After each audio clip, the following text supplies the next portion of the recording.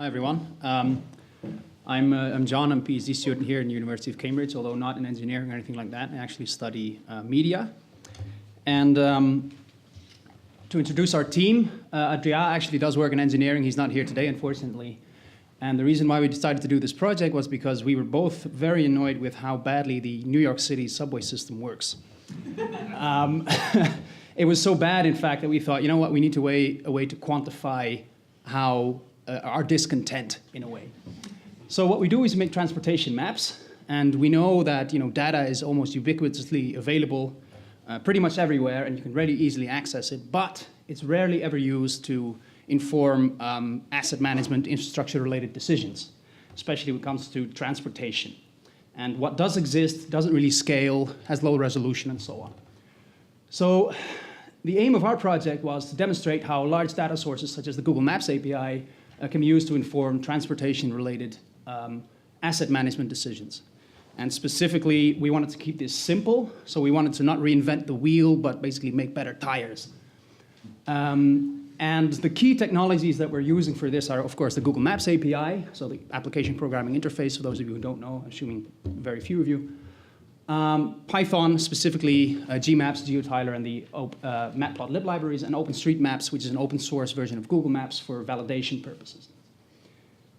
So what does that look like? That looks like this. So we'll be looking at this, to give you an example, we'll be looking at the square here, the squared area, which is New York. And let's say we want to find out how long it takes to go from anywhere within this square to the Metropolitan Museum in Manhattan, and by public transport, effectively. And it looks like this.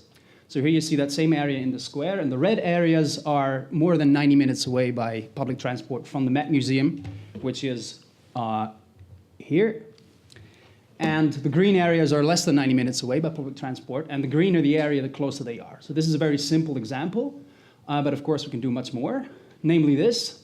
We were commissioned by 2 counties in the United Kingdom, Hertfordshire and Cambridgeshire, and we were asked for Hertfordshire to assess whether or not what we do is better than what the competitor does. And the competitor's on the left.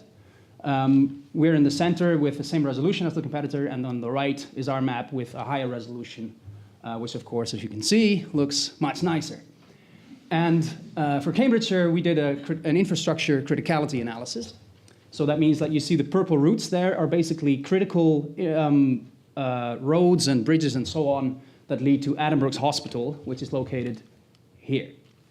So, and of course, the green areas represent the travel times as well.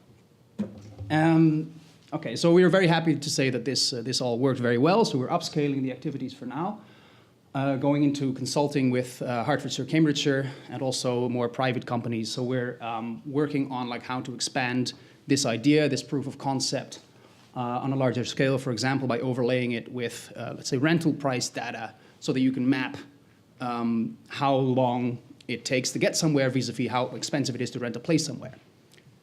Those are just a few examples that I wanted to give you. Thank you very much. I look forward to your comments and questions.